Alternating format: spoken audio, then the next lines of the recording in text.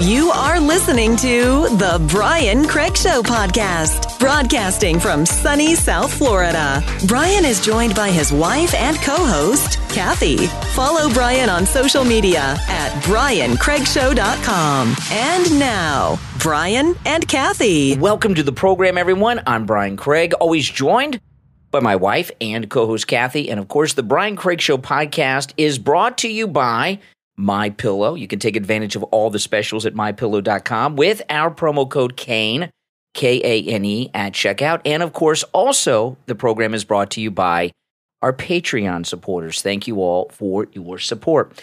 All right, there's a lot to cover. We got a big update that just broke a little while ago. Okay, now, on my live stream this morning and all weekend long, I was talking about a god-awful story that Glenn Beck broke, which I'll do just the capsulized version of the story for those that have missed my last 3 or 4 live streams, and we got a big update on this. Glenn Beck uncovered last week that Fox News has a charitable giving app for employees. It's internal. It's not on the air. It's an in-office thing called Fox Giving, and Fox will match up to $1,000 any charitable donation you make through the app. And Fox workers contacted Glenn Beck in the Blaze, and his team investigated this and found that Fox News was matching charitable donations through this app to the Satanic Temple. I'd like to know who is donating to this at Fox. Yeah. I would love to know who works there that's doing that. Planned Parenthood, the Trevor Project, which is a transgender organization, and the Southern Poverty Law Center, which is a bunch of left-wing wackadoodles, but they're like mild compared to like the other ones. And today it was announced, Fox News said that they are reversing that they will no longer be allowing that. But there's a couple of problems here. One, Kathy just said, who are the people at Fox News that were donating to this satanic organization? That's crazy. And we could all make our guesses. Maybe it'd be fun to, in the chat, leave a guess who you think I don't know. that works at Fox and would contribute to that. And Planned Parenthood and these other wackadoodle organizations. I mean, that's the first question, because whoever is donating to this satanic group, Planned Parenthood, and these other groups at Fox News Channel are people that are not responsible enough to have anything to do with news anywhere. Now, let me tell you, Kathy and I were Christians, we're Catholic, and I don't discriminate against people's religion, okay? You can be any religion and work anywhere, but in my opinion, not if you're a Satanist. To be a Satanist is evil. I mean, that's like being a Nazi. Yeah. And name something good about it. Yeah, it's like being a Nazi. And Exactly. if there are Satanists, it sounds so ridiculous to even have this conversation. I know, it does. If there are Satanists or people that are financially supporting Satanists that are working inside Fox News newsrooms, they need to be uncovered and fired. I mean, that's pretty scary. We do not need Satanists deciding what's on our news. So there was a big update on that they have changed course on that, but it took them days because this story broke on Friday by Glenn Beck, and Beck said that they had this story for a while and were waiting for Fox News to respond before they went public with it, because Glenn Beck thought that Fox would be grateful that they found out. So we had no idea and stop, but they didn't. So they let this go on for quite some time. So I would not say this issue is settled. I would not say that everything is okay now. I think we have some Satanists and other weirdos that have gone underground at Fox News, and that is something I just don't think can be tolerated. I mean, think about it. If you have someone who – I don't know really what Satanists are all about totally, but it's got to be some of the most evil things. If you're supporting the devil – yeah, I don't know. If you're worshiping the devil – well, they worship the devil, but I don't know – if they do it because they think it's trendy or fun, or if they really are worshiping him, like, you know what I mean? I'm sure some of them really are. But I don't know what the doctrine is, or, obviously with Christianity, we're all familiar with that. Even with Islam, we know that things about Islam. Any religion. This is not a mainstream thing. Even if you're a sun worshiper, but to be I don't know if there's sun worshipers anymore, but say you are a sun worshiper. No, but I don't know anything. No problem with that, but a Satanist is shrouded in secrecy. Do they have rituals? Yes, they have. This organization, I looked into it a little bit when the story broke. They have all kinds of weird rituals and things that they do. I'm sure a lot of them are steeped in sexual rituals and blood and things like that. Including the one I started looking at it and I said, this stuff is just too evil. I don't need to know. Right. Just knowing they're Satanist is all I need to know. But I did read some of their material just briefly. I went to their website because it was linked up in the article. They do unbaptism ceremonies on people. They perform on individuals unbaptizing ceremonies. They unbaptize people. Who does this? Satanists that are at Fox News. But what kind of a person is, you have to really be fallen from grace, Kathy, to really follow this kind of thing. That is really scary. Like Ozzy Osbourne, that was a gimmick. That's what I mean. Like, how much of this is just people being trendy? No, this is different. They were actually giving money. This wasn't a gimmick or some teenage kids that are going goth. Right. These are grown adults working at the Fox News. That are hardcore. Headquarters in New York. So in Washington, too. So this is really, to me, very disturbing. And I wonder how it'd be interesting. I remember in the 70s and 80s, they would do documentaries and specials on Satanists, and you know, they would go and the Satanists would let the reporter go with them and follow them and see what's going on. They don't do that kind of stuff anymore, the reporters. But I'm curious to know how big this movement is and who's involved. If you have people in the media, and I'm sure there's people in Hollywood, there's probably a lot of very rich, wealthy people. To me, it's people that I could be totally wrong. But to me, it appeals to people who want to live a complete hedonistic life with no morals and no guilt or shame or and no code to follow. I'm not saying they go out and kill people, but I'm thinking more in terms of drugs and sex and things like that, that kind of behavior where they feel that they shouldn't restrict themselves. You know, in Hollywood and Washington, all these big cities, they have these sex clubs, which I've read about. And I would imagine people that are into those things are kind of the same type of appeal. It's the issue's not settled. This is only this is the beginning of something. Yeah. And I hope Glenn Beck recognizes this. I did listen to Glenn Beck talk about this today. It was a quick clip, like 6 minutes, a little less than 6 minutes, and he didn't get into too many details. But I'm hoping that Glenn Beck is looking at this like I'm looking at it because he's got some inside stuff. Okay, now, Joe Rogan and Trump, okay?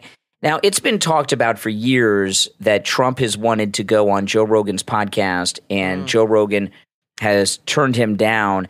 And Rogan and Trump met at that UFC fight in Vegas, and it's being reported today that since they met at that event a couple weeks ago, that Trump has been having people on his team contact Joe Rogan and his people to try to get him on the Joe Rogan podcast. And Joe Rogan has repeatedly, even still, says no to that interview. Now, a couple things about that. Joe Rogan is, I don't think he's the most listened to voice anymore. I think Tucker Carlson is. Oh, for sure. But he's number 2, and that's pretty big, okay? He's one of the biggest. You hear him mentioned a lot, but inside the conservative circles like the Megyn Kelly, Tucker Carlson, Ben Shapiro, Charlie Kirk level, you don't hear them talk about Joe Rogan too much. But I think Joe Rogan's bigger than all of those. And his reach certainly is large, and he has a interesting show. I don't listen to his show too often. Every once in a while, he'll come up on my YouTube recommendations with an interview, and that looks interesting. Like and I'll watch it. There's some celebrity interviews I've seen him do, and how are his interviews? I've never really watched him. Does he do good interviews? They're hit and miss. It depends. Like he had Clint Eastwood's son on once, who's an actor, and that was fascinating because he got into a lot of stuff about his dad. Tim Pool was on there once with the Twitter people years ago, the old Twitter people. That was a good. They're hit and miss, but I watched maybe a dozen of his interviews, and they're not that bad. And I'm of the opinion that he has turned down these Trump interviews because he's afraid that if he interviews Trump, he won't be able to get these A-list guests anymore. Absolutely. They'll boycott him. Yeah, and that's really a terrible thing. Yeah.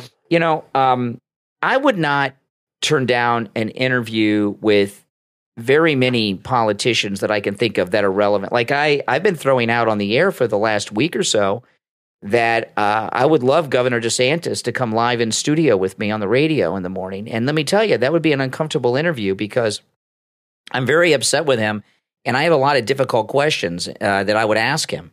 And it would, it would be a difficult interview for me because I'm angry at him, And you really don't want to be in a situation where you're interviewing someone you're angry at. Mm-hmm. But I think a lot of people in Florida are angry at Governor Ron DeSantis for his betrayal and the way he's been carrying on.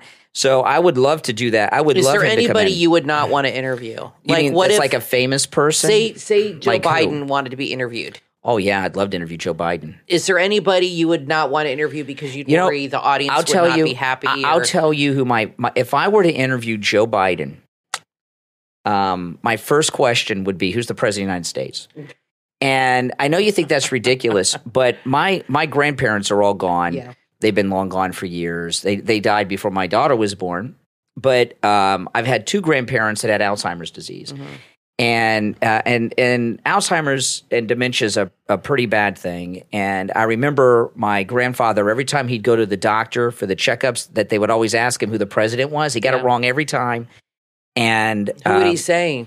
It was usually the president before. Like the last time I remember him going, Ronald Reagan was president, and he said Jimmy Carter. You know, he's like, oh, yeah, Ronald Reagan, that was the last guy. My grandpa had Alzheimer's. He completely lived in the past. He didn't know who any of us were.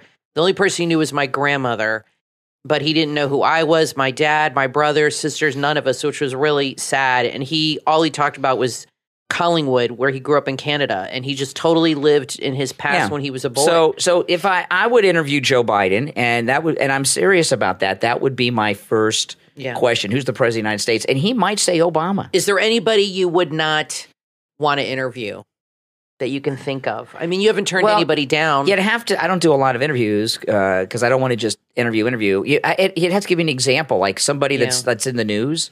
Sometimes I guess he feels, with Trump, it's so different. I would interview any of these jerks that are running against Trump in the Republican primary. I think Joe Rogan should do it. It's cowardly. He has the number one podcast. People at first might be like, well, I'm not going to do his show, but that'll wear off because they like the publicity. A lot of people listen to him, but I guess he's afraid that if he interviews him, people are going to feel he's a supporter, and then he's going to get in trouble. Maybe Spotify won't let him. Here's the thing. Joe Rogan's pretty libertarian, but he's really rich now, right? Right. And people that are super rich, they don't like paying taxes. And I think Joe Rogan likes Trump. I saw when they met. I think he does too. When they met at that UFC fight, you could tell he likes Trump. But he's still afraid to make that He doesn't public. want people to know that he likes him. So, and if he did an interview with him, that would obviously be the case. And he thinks it would destroy him. But I got to tell you, Joe Rogan better watch out. You know, there's always a bigger fish, right? And Tucker Carlson's in the rear view setting up some media empire. And I really think that Joe Rogan is going to become a lot less relevant with the rise of Tucker Carlson. You know, there's a few people that are jealous of Tucker. Like, I think Ben Shapiro is flipping out. I'll tell you why I know Ben Shapiro is flipping out. Ben Shapiro, Megyn Kelly talked about this at Turning Point when I was there a couple weeks ago. He has more listeners than Charlie Kirk and her and all those people. And Tucker is bigger than Shapiro. He doesn't do a podcast, Tucker Carlson, but you guys know what I mean. He had over 100 million on his one Tucker on Twitter. And over the weekend, Ben Shapiro did a video online about the Barbie movie. He went and saw the Barbie movie, and he threw a Barbie doll in the trash. He had set one on fire. Set one on fire. Was he Kid Rock? He had a Barbie house behind him. It was so forced to try to be trending. Yeah. You know what I mean? Because everyone's talking about Barbie. It was really pathetic. So he wanted to be trending on Barbie because that's trending, and he did this very strange thing. To be outraged over a Barbie movie. I could care less about the Barbie movie.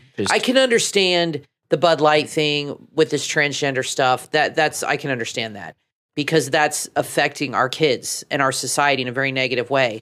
But to be upset over a Barbie movie because it didn't make men look good and this and that, who gives a damn? I haven't seen the movie, but I'm going to watch it when it comes on video. But I think it's such a stupid thing to be outraged over. I'm not too into movies. I used to be a lot. I mean, I still, Kathy and I do watch movies on occasion, but I mostly fall asleep before they're over. I watch a lot of movies. But the movies we watch, old movies. But anyway, I used to really be into movies, and then 9/11 happened, and then the real world was more real than it, and more upsetting than I could imagine. And I really got away from movies after 9/11, never really went back. I haven't been to the movie theater. I've not been in a movie theater since the last Star Wars movie came out, and that has to be like over 5 years ago, and I don't – the only thing that'll get me back in a movie theater is another Star Wars or Star Trek movie in the theater. If it's not available on TV, if it's available on TV like this Indiana Jones movie, I saw Raiders of the Lost Ark opening day in the theater in 1981, but this year I can wait till on – I'm just not into movies, and I can't get myself upset at the Barbie movie. It's not relevant. Let me get back to this Joe Rogan thing. This thing with Joe Rogan, what I don't appreciate is he's done this before, going around acting like Trump is groveling to get on his podcast. I'm not saying that Trump would not mind sitting down with Joe Rogan because he has a large reach, but I don't think I buy this Trump groveling thing, and I'll tell you why. Trump has stayed off Twitter. He's back on Twitter. He's got over 100 million followers on Twitter. He could go on Twitter, on his own Twitter. It's now called X. Whatever. He could go on Tucker Carlson's Tucker on Twitter show, which he may do. He's talking about doing that on True Social. So I don't think Trump grovels to do interviews with people. I don't quite believe that. I agree story. with you. I think Trump has a different relationship with the media than he did before. When he first was running, he knew a lot of people in the media, and he felt they were his friends, and maybe they were at some point. And he really was into what the media thought of him, how they portrayed him. He did every interview. He was everywhere. And now I feel like has the attitude, F him. I don't need him. I'm popular. I'm going to win the nomination. I'm going to win the presidency.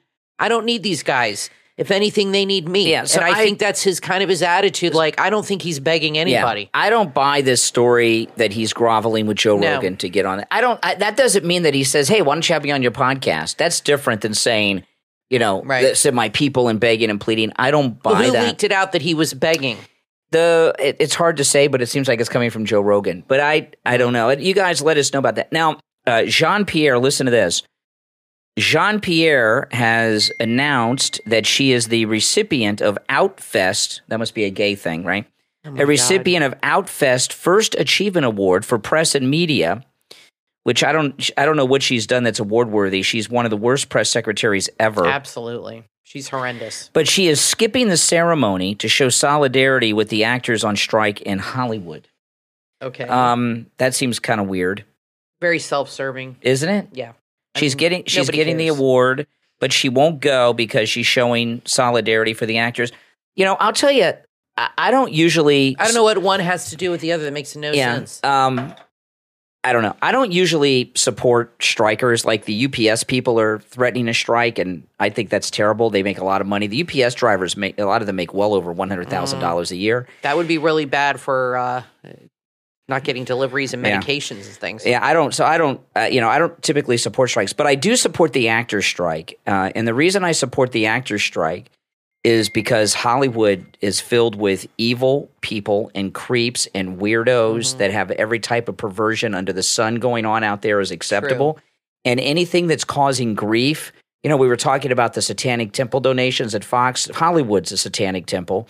And I agree with you on that. And anything that is upsetting the Satanic Temple of Hollywood, I support that being upset. So I support the writer's strike, and I support the actor's strike because it's disrupting the Satanic Temple of Hollywood and stopping them from making more of their evil satanic movies and television shows. Listen, we're going to take a quick break, and when we get back, there's a lot more to talk about. Don't go anywhere. I'm Brian Craig.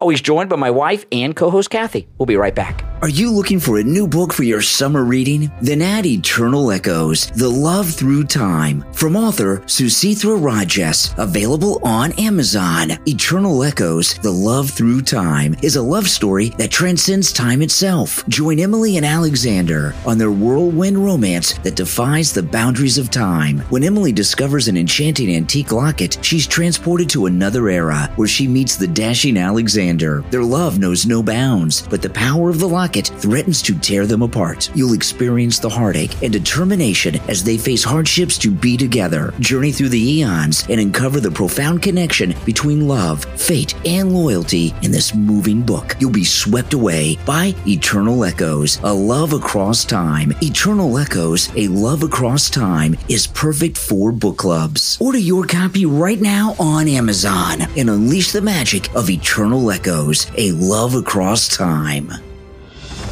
A new book from author William Thien is now available on Amazon and BarnesandNoble.com. The Dream Chip. In The Dream Chip, meet David O'Rourke, an intelligence agent turned uploader for the Timelink Corporation, a futuristic technology company. His mission, capture the thoughts and memories of the deceased and store them in the Will of Memories, a protected vault of supercomputers. But there's more to the Timelink Corporation than meets the eye. They're also the creator of the Common Council software program, which empowers citizens to have a say in government decisions. This revolutionary system threatens the power of a group known as the Civocrats, who are determined to maintain their control at any cost. As tensions rise, their leader organizes a mob to attack the Timelink Corporation. The fate of the future is hanging in the balance. The Dream Chip takes you on an adventure filled with technology, political intrigue, and the power of human memory. Order your copy right now on Amazon and BarnesandNoble.com. The Dream Chip from author William Thien, and uncover the secrets that lie within.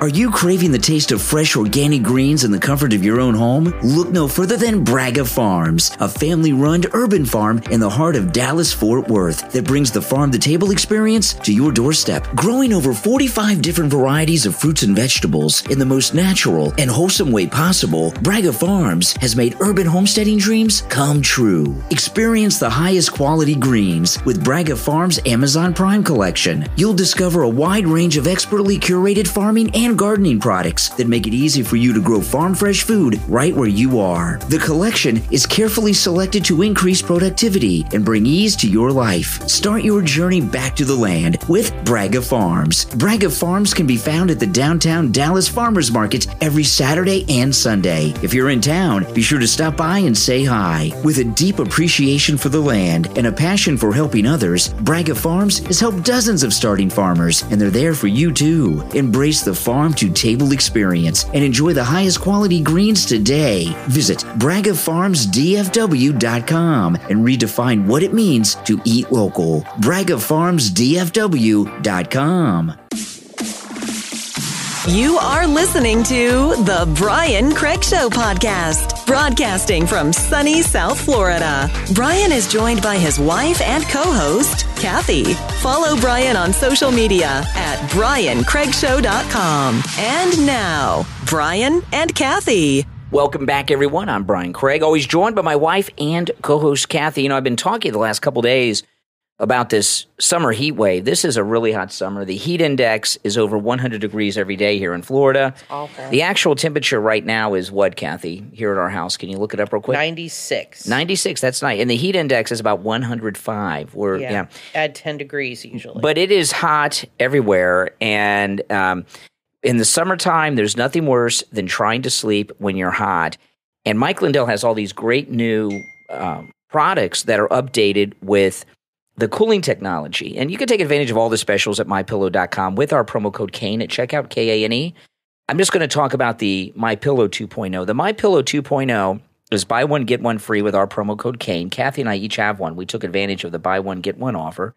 It has the patented fill inside that Mike Lindell invented, but the cover of it is made with that cooling technology. So your head and face are always the perfect temperature all night long. No matter the temperature of the room or outside, you will always be the perfect temperature with the MyPillow 2.0. They're buy one, get one free with our promo code KANE at checkout. And also, Mike Lindell has a great offer with a huge discount with our promo code KANE, KANE, at checkout at MyPillow.com on kitchen towels. You might want to get these. We could use some kitchen towels, Kathy. Yes, we could, actually. Yeah. I just threw one away that was really old, so I'm going to order a set. Why don't you order a set of the Mike Lindell kitchen towels? There's a huge Tell me discount what with color our you promo want. code Kane. I don't know. I'm not into picking out kitchen towels. That's lady stuff. You pick that out and throw away all of our current kitchen towels. Okay, I will. So anyway, when you use I've replaced almost every linen related item in our towels, the sheets, and now the everything. Now the kitchen towels. Everything. Yeah, absolutely. Really, it's really good quality So stuff. you can use our promo code Kane on all the specials at mypillow.com. And remember, when you do, you're supporting all of the content that I'm connected to. All right. Okay, now things are really getting bad for Joe. Hunter, now this is in the New York Post today. Hunter Biden would dial his father while he was vice president on speakerphone into meetings with his overseas business partners, according to testimony expected before Congress this week from Devin Archer, Hunter's former best friend. Archer is 48 years old, and he is facing jail for his role in a $60 million bond fraud case. He's scheduled to testify at the House Oversight Committee about meetings he witnessed that were attended by Joe Biden either in person or via speakerphone when Hunter would call his father and introduce him to foreign business partners or prospective investors. And I will tell you what I've picked up in the last few days, and I know this is difficult, but we've got to be very patient here. I think Joe Biden is going to be impeached and forced to resign from office. And I'll tell you why I believe that. Well, we got to be patient, okay? What's going on right now is these committees are serious. Comer and Jordan, these are serious people with real serious committees. They're getting all the evidence together. And then what's going to happen, when they get all this evidence together, there's going to be another committee, which is an impeachment committee, just like you've seen these before. They did it with Trump, right? Then all this evidence is going to go to the impeachment committee, and then this is how the process works, okay? And it's a legal process. Remember, we're dealing with Washington. So yeah, everything takes so long, and he'll be impeached, and I think they're going to force him to resign from office. And the thing about this is, and I'll tell you guys to be patient. I know a lot of people are saying, and this burns me when people say. I shouldn't tell people this because it burns me so much when people say this. Well, we know this stuff already. I love these people that just know everything. Yeah, we know they're crooks. But when you're talking about a legal proceeding and a political proceeding like this, you just can't say, well, we know he's a crook. Well, and when you say we know this, you don't speak for everybody. Well, no, not everybody knows everything. In America, you don't just make accusations and then a process happens. Right. You have to collect evidence, have witnesses, have sworn testimony, et cetera, et cetera. There's a process. I know it's going slower than we would like, but there's a process, and it's playing out well. And I think he's going to be forced to resign. And I'll tell you why I say that. Most of this evidence that's most damning, okay, is not from the laptop. It's from that FBI witness and documents that are giving them the bank accounts. And so they have the financial transaction information in bank accounts. And that is huge. Now, Mark Levin on his show last night, and me personally, I find Mark Levin's Fox show very boring. And my parents love it. I can't. It's boring. Stand it. Yeah, Steve loves it too. I don't get it. You know what it is? He's trying to do what Rush did on his TV show. If you guys remember, in the 90s, Rush had a TV show, and it was similar. He was in a room just like that, and he just talked. He didn't have guests, and he just talked. And it was interesting. But Mark Levin is not Rush. I find the show terminal and boring. But it's weird how he never looks at the camera. I never noticed that. He doesn't look at the camera? A lot of times, he just doesn't look a lot. He's always looking down. And I think it's really weird when he comes on somebody's show and they just let him read a prepared statement. He's strange. I don't like Mark Levin. I'm not saying he's not smart, but I don't he's like strange. Mark Levin. He did that interview last week with DeSantis that I listened to. He didn't ask him about the polls. It was a PR Kennedy interview. kisses his butt. Yeah, oh yeah, the great one. But anyway, Mark Levin on his very overrated show last night, which I watched the clips of it online today. I'm not watching Fox. I'm not going to watch the channel that's donating to Planned Parenthood. You want to make sure you're well-rounded, Brian. In the Satanic Temple. Like Steve says, you're well-rounded. Yeah. But the thing about Mark Levin last night, he did drop one thing. He said, where's the money? The bribe money? He said, no one, he says, there's, and this was what Mark Levin said. Mark Levin said, they're hiding it somewhere. They're hiding it somewhere.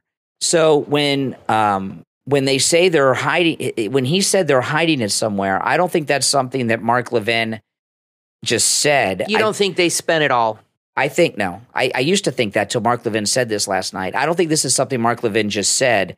I think Mark Levin has had someone tell him. Maybe it was President Trump, someone in Trump's circle, someone at Fox. Someone has told Mark Levin, maybe it's someone in Congress, has told Mark Levin that Biden has a bank account with all this bribe money sitting somewhere in the world, probably in a bank in Ukraine, if to be my guess, because he's so interested in Ukraine. And when Mark Levin said that, I thought that was amazing because they got the bank account information, they got the transactions from the original bribe. And if what Mark Levin said is true, that means they know what bank he currently has the money. And a lot of times when people have money that they've picked up through illegal means, they have it sit in a bank account because if they spend it, they'll get busted. Yeah. So I originally thought they blew through all the money until Mark Levin said that. So I think Biden's in a tremendous amount of trouble because he's got the deep state after him. Most of the damning evidence that's come out against Biden is from the deep state people like the FBI and such. So the fact that they're after him tells me he's in big trouble. Now, who they're going to replace him with, it's hard to believe they're going to make Kamala Harris president of the United States. No, I can't imagine. That's just beyond imagination. She's just a moron. I mean, she's just a stupid woman. You know, you got to wonder, is she, because she's the dumbest person I've ever known to hold high office. Does she know she's stupid? No. Stupid people usually don't. I don't know. I think she's probably surrounded by people that tell her how brilliant she is. I would think there's a good chance she's afraid of him resigning and becoming president and having all this stuff on her shoulder because she knows, she gets the briefing, she knows what's going on, and she may be so stupid she doesn't know she's over her head. She's that self-aware that she wakes up every day wondering, how the hell did I end up here? This shouldn't be happening. No. I think she thinks she's an icon and she's highly intelligent and oh my goodness, and she's a role model and Willie Brown's girlfriend. She buys into all that stuff for sure. That's hard to believe. Well, look who you're dealing with. Well, yeah, but I think Biden's in big trouble, and if we are patient, we've been so patient. No, things are really tough. Things are coming together now. You guys know how hard it's been. It's been not tough easy to watch so many things happening and not seeing anything happen that should be happening. Yeah. And seeing things happen that should not be happening. I'm not, it's very frustrating. I'm confident in all this stuff. Okay, now there's an update from the Nashville shooter. And the Nashville shooter was a transgender shooter, remember? Was a biological girl? Yes, the one who went into the school. Yes. Okay. And this Nashville shooter is one of the worst mass shooters in history. Not the worst, but one of the worst. Killed little babies. Awful. And they had a manifesto that still has not been released, even though authorities said they would. Listen to this. The fight to pull the manifesto of school shooter Audrey Hale from the grip of authorities brought danger to one journalist who has filed a lawsuit to learn what the killer wrote before the massacre at a Nashville Christian school in March that left 3 children and 3 adults dead. Now, this, and I'll get into some more detail on this, but when this shooting happened and we found out they were transgender and they had a connection to the school, there's only a couple of possibilities, okay?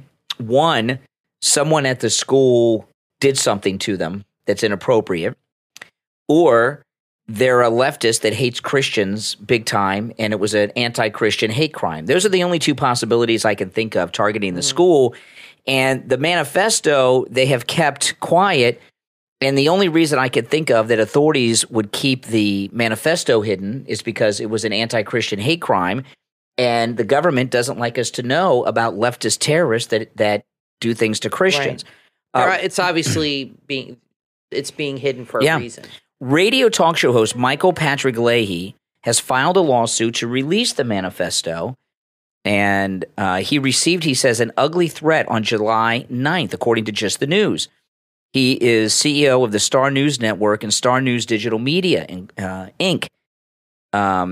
And so he has really been pushing to get this manifesto, and he's not been able to get it. And the fact that they've held it all, I forgot about this because I remember not long after the shooting, we found out there was a manifesto, and the police said they were going to release it. And then, we have so many things going on in the news.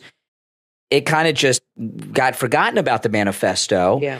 And I'm a little amazed that no one in the media has been able to get a hold of the manifesto. Probably because they don't want to. Because it was an anti-Christian hate Right. crime. That's the only thing I can think of that would keep because it's only if it were the other way around, if it was only way they would have the manifesto out there. The only way it'll become public is if the Daily Mail publishes it. Well, they got to get it first. Because all of these news outlets go to the Daily Mail for all of their information. Everybody does. That is the main source of, if you watch any news show, especially Fox, which I haven't in a long time, but when I used to watch Outnumbered, all of their stories were lifted from the Daily Mail, every single one of them. Boom, boom, boom.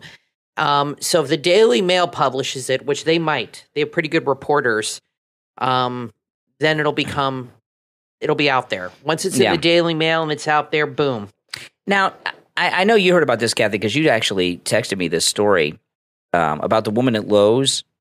Oh, this is nuts. Let me read. This is in the Blaze. Yeah. But the owner of Lowe's needs, because I know he's a Trump guy. He needs to do something. Or is that the Home Depot guy? I don't know. This is pretty outrageous.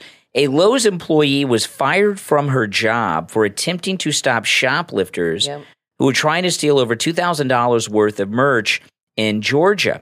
She worked at Lowe's store in Georgia on June 25th. Yep. The then employee tried to stop a shoplifting attempt.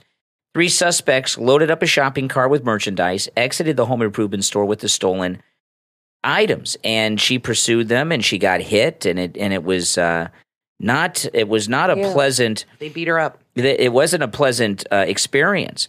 I think she's in her 60s. The police department statement says that Lowe's employee Donna Hansbrough attempted to stop one of the subjects by grabbing the shopping cart. She did not at any time make contact with any person. The cart that Donna grabbed was in the possession of subject Takaya Berry. After Donna grabbed the cart, Berry struck Donna in the face. So the Lowe's employee got struck in the face, hit her 3 times in the face, causing her right eye to swell and blacken. The police identified the other 2 shoplifting suspects, and one was the uncle of the guy that punched her. Police said they made the arrest. They're still searching for the uncle and niece suspects, and she has been fired.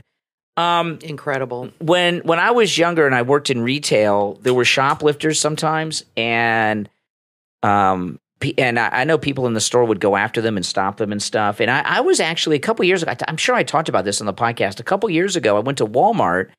As I was walking in the front door, someone was stealing a big box, and they had it in a cart, and an employee was running after them. They threw the box in the side door of a minivan, jumped in, sped off, got away.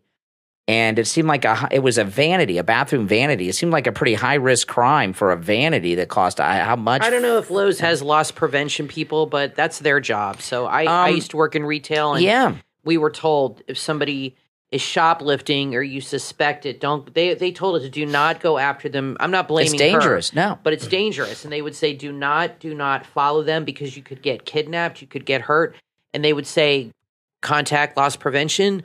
Or call the police or whatever, but do not, under any circumstances, handle it yourself. So she's trying to be a good Samaritan, and I'm not blaming her at all. What happened should not have happened, but, she did put her life in danger. But I'm sorry she got hurt, and I'm really sorry she got fired. Lowe's needs to reinstate her and give her a big fat raise. They need to reinstate her, give her a promotion and a raise, and take care of all her health care costs, too. And I would recommend you don't get involved with shoplifters. It's very dangerous. I agree, especially these days. The store's insured. They have cameras everywhere, especially at Lowe's. There's cameras everywhere. There's no reason why, you should risk your life for this merchandise.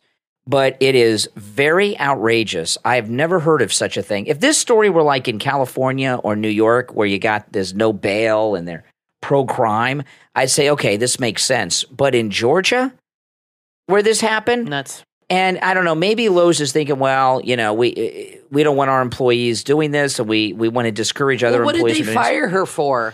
It's very vague. What are they firing her for? Vague. I'd like to know. It's vague. She didn't hit the customer.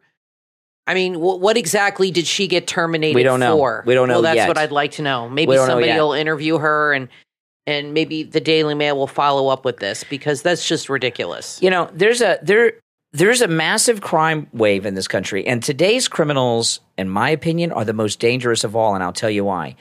These shoplifters, they don't understand that they're shoplifting. They feel like they're entitled to steal the things, and because they feel entitled to steal, they're more dangerous. Because if, in the olden days, a few years ago, a shoplifter knew they were stealing, and if they thought they would get caught, chances are they would drop the merch and leave.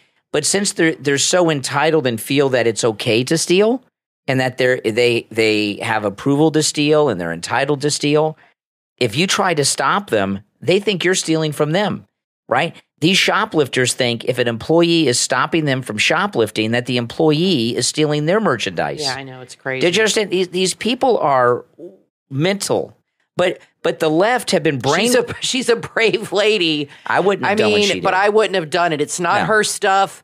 And like I said, I used to work in retail, and they told us this isn't your stuff. You don't have to go after it. It's dangerous. Very dangerous. Let them take it. Let the cops and loss prevention. That's their job. Let them handle it. All stores have a loss prevention department, especially big stores like this. Or you call the police, get the license plate. But to tackle somebody or grab the cart and get physical, I don't think she deserves to get fired over it. They said, okay. But she shouldn't have done it. Obviously, she put her life in danger there. I'm glad she's okay. They say that she violated Lowe's policy.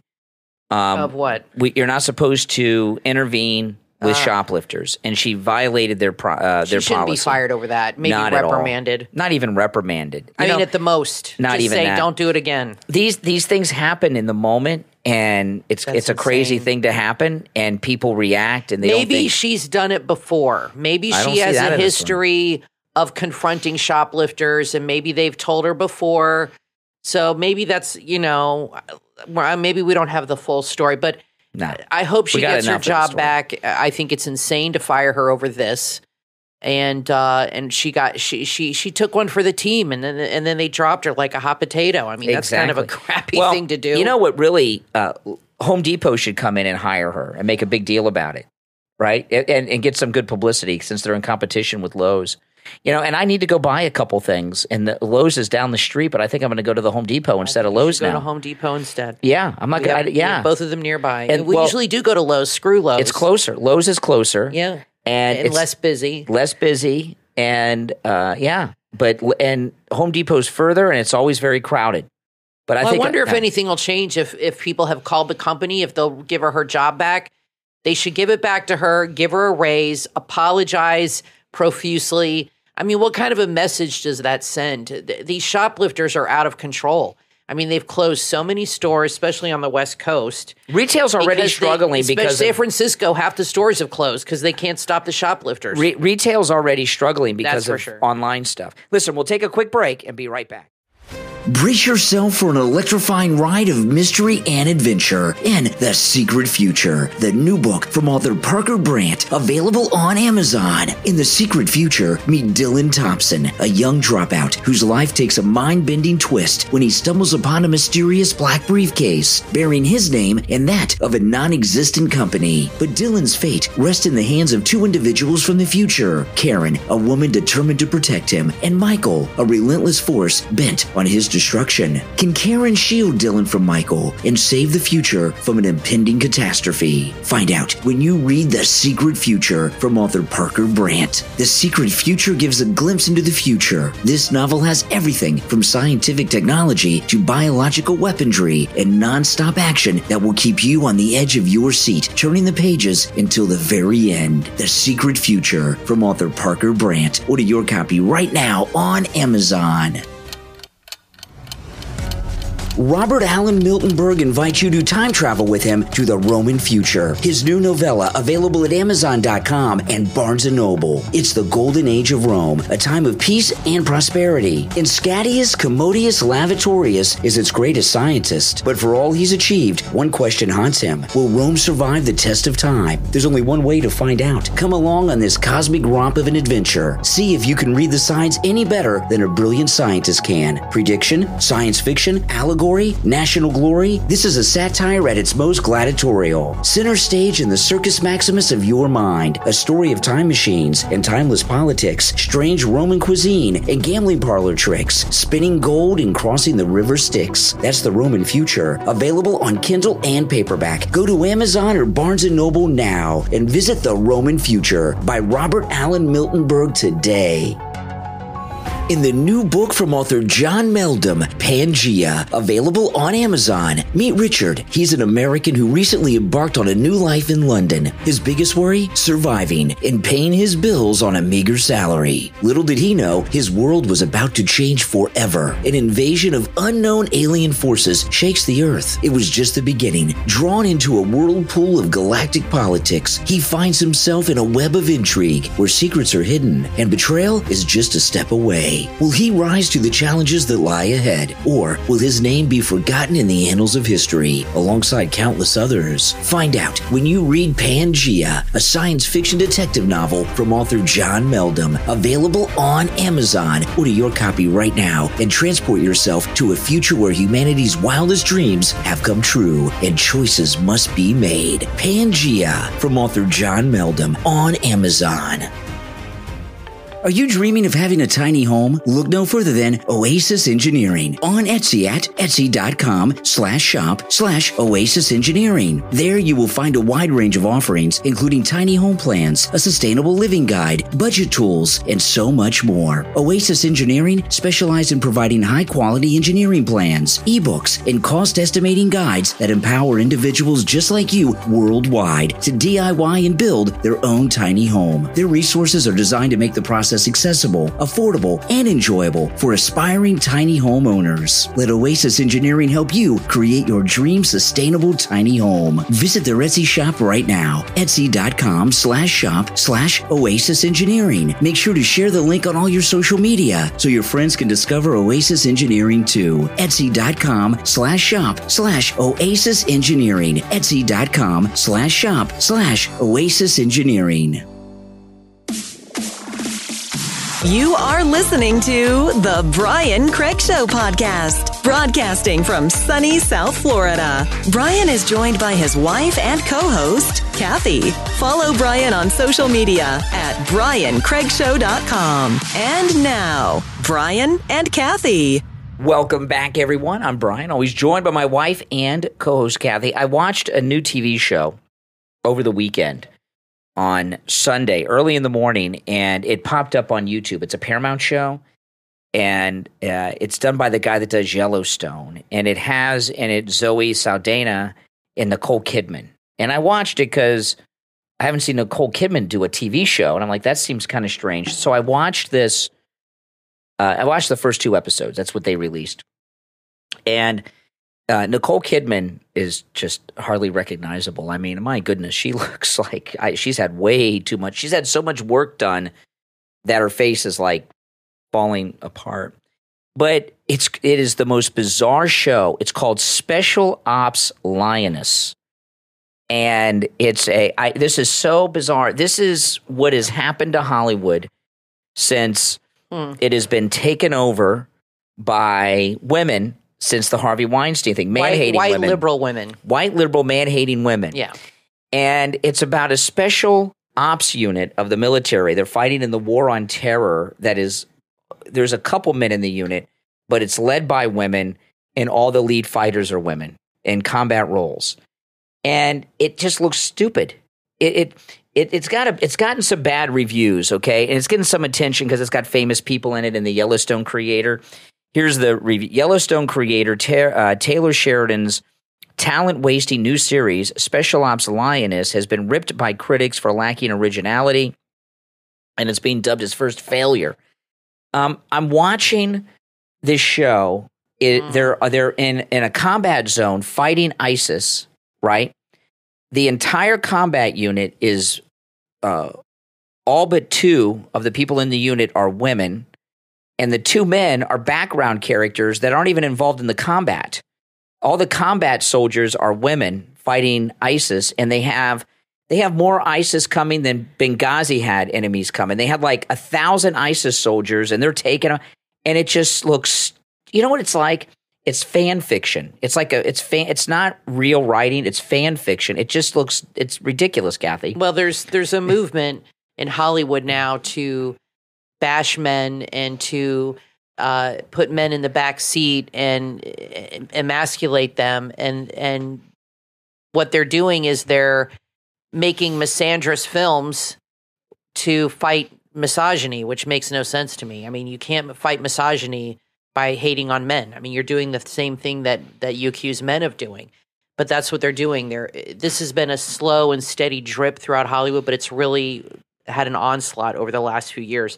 And this is what people are complaining about with movies and things like the Barbie movie. I just think the Barbie movie's just ridiculous to get upset over. It's just a Barbie movie. But there are some movies where it's very pronounced in TV shows. And I just don't like to watch a lot of movies and TV shows anymore because of this, because they're unrealistic completely, and it's so overt.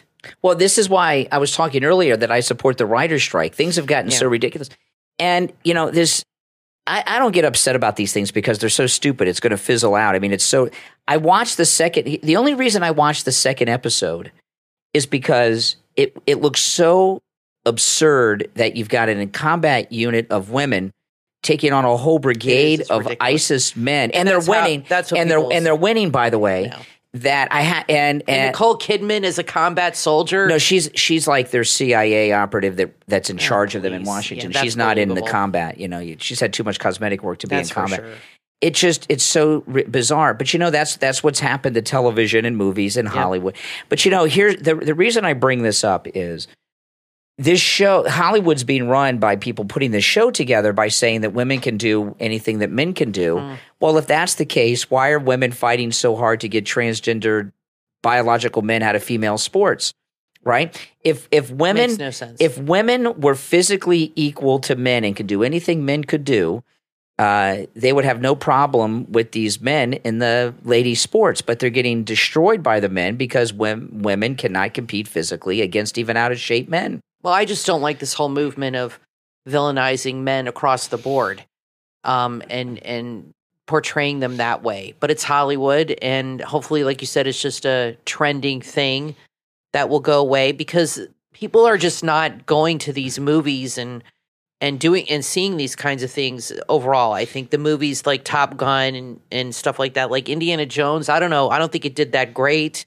Yeah. Because he was didn't he like pass the torch to a woman? I mean, not that there's anything wrong with it, but it just is like everywhere, and it's so overt, and it's gratuitous. There's a war on men. I'm not worried about it because we're going to win this in the end. And when we do, you know, it's just like this business with Jason Aldean and this song by Jason Aldean.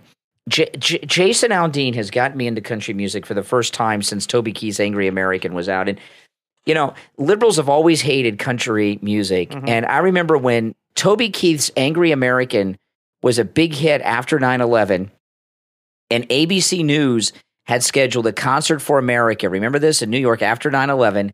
And Peter Jennings was still alive and running ABC News and would not allow Toby Keith to play at the event because his song might be offensive to Muslims. Keep in mind, they were still searching for people's bodies. They were still searching for live people in the rubble of Ground Zero. Incredible. But Peter Jennings was afraid of stereotyping in a negative way Muslims or upset. It seemed why are liberals so protective of criminals and people that hurt people? Yeah. I don't and people that are good American citizens that are trying to obey the law and just go to work and live their life. Those are the evil people. Yeah. People that go to church and this and that, God-fearing people, those are the bad people. That's right. It's upside down world. But the criminals, the shoplifters, the terrorists, those are the good guys. Yeah, I mean, I couldn't understand Peter Jennings worried about offending Muslims. They seem to be pretty pissed off already. They knocked down the buildings, right? Yeah, exactly. It was so bizarre. Can't get more upset and, than that. you know, country music had a big resurgence after that. And then you had the Dixie Chicks who screwed up. And then they destroyed that band. They were like the number one Don't even get me act. started on Garth Brooks. Oh, Garth Brooks has gotten into supporting this proxy war in Ukraine and made the most bizarre video with his homewrecker wife. It was very bizarre. And this Jason Aldean story, you know, try that in a small town. Yeah. The support that Jason Aldean has received from the American people is amazing and huge. Amazing. And and I'm glad this whole thing happened because we talk about these political polls. Oh, what are they polling in Iowa? What are they polling in South Carolina? The support that Jason Aldean has gotten across the country, the number one song in the world is his song, shows you that's like a poll. And right? I know he's a Trump guy. Oh, for sure. Absolutely, he's a Trump guy. Because I put a picture of the two of them playing golf together. Of course he's a Trump guy. On your YouTube channel. So I would love, like I've said before, I would love to see him open at a Trump rally or have Trump host a concert. Could you imagine? That would be amazing. Jason Aldean? But yeah, his song has become number one. I downloaded it. Brian downloaded it. It's a good song. And I don't listen to country music, but I downloaded that. I like it. And yeah, it's, and this whole thing, try that in a small town. See, in a small town, people take care of each other. And in a small town, when people see things going on, they take care of it. And when people in a small town take care of something, it does not necessarily mean they go and get their guns. No. But when they witness something, they report it. When I was a kid, my dad lives in a small town in Florida. Okay, and when I was a kid, maybe 10 or 11, my dad and I were going to go fishing, and my dad had a bass boat. And he hitched up the bass boat while I was still sleeping because we're going fishing really early in the morning. And he hitched up the boat, and he comes in and wakes me up. We go out. The trailer is on the ground. Someone stole my dad's hitch off the back of his pickup. And my dad had this really nice hitch that would fit on every car and vehicle in the family. You could slide it out and put it in anyone's car, and it fit the boat. It was like and it was not an inexpensive hitch. And we didn't go fishing that day. And then a few days later, this is a small town, Okeechobee, Florida. My dad still lives there. And we were out to lunch, and this guy parked in front of the restaurant we were in, and he had the hitch. He had my dad's hitch. My dad it's a small town, so it's so small you can recognize your hitch. Was the guy a local? Yeah. So my dad went out and said, "Hey, that's my hitch." He's like, "Oh, I just bought it from Jim." And he's like, "Jim who?" And he told him his name. And it was this kid that lived down the street. He paid $80 for it, okay?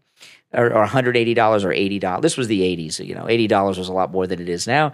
And he said, okay. And he gave the hitch to my dad, right? And Did you make your dad pay the $80? I don't remember. I doubt it. I don't know what happened.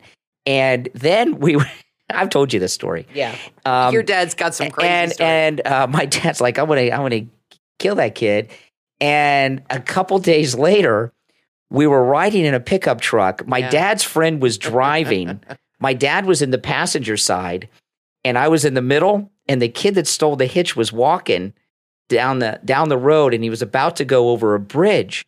And my dad said to the guy driving, he says, "Stop!" He's like, "That's that guy that stole my hitch." He said, I'm sure he said some other way. He said, "Pull over. Wait until he gets to the top of the bridge." So he walks to the top of he gets up to the top of the bridge. My dad says, "Go." So we drive up the bridge, and he didn't see us.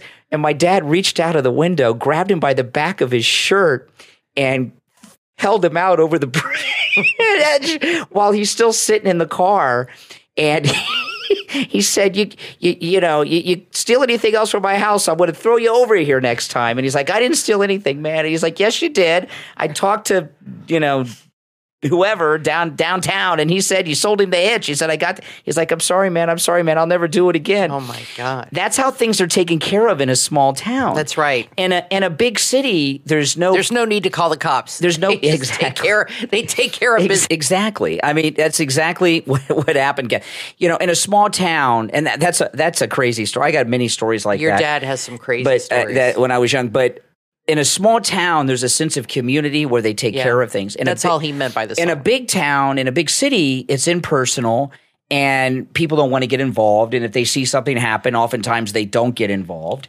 And that's the difference between a big city and living in a small town. Trying that in a small town does not necessarily mean getting together a whole bunch of your friends with 12 gauges. I feel like some people like Whoopi Goldberg and them, they think that they mean like the Klan. Yeah. I mean, that's where their head Well, goes, Whoopi Goldberg which is ridiculous. Whoopi Goldberg, who's very upset at Jason Aldean, she thinks that all criminals are black because she's a racist. I guess so. And that all white people are in the Klan. That's correct. Yeah. Yeah. Even in our neighborhood, if we see a crime It's called Neighborhood Watch. in our neighborhood, Yeah. we're going to let people know and, Right. and things. But if you're in some big city in New York or San Francisco, you're afraid to get involved.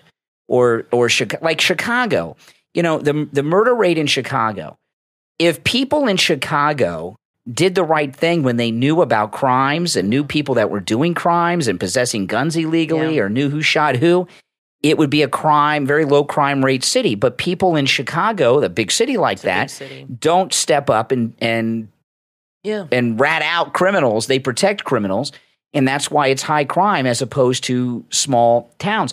Now, I want to take a moment to thank our Patreon supporters. Thank you all.